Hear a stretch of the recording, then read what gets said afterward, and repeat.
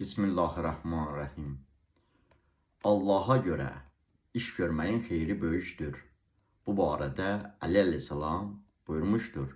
Öz qəzəb nizəsini Allah'a, onun razılığını əldə etməyə görə itiləyən, yəni başqalarını pis işlərdən çəkindirən kəs ən çətin və ağır batil və nahaqları öldürməyə və məhv etməyə qadir olar.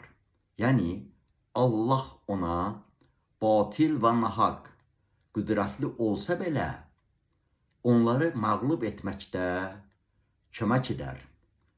Allah həmd eləyək öz İzzət Cəlalına, gördüyümüz işləri Allah'a xatir görənlərdən qərar versin inşallah.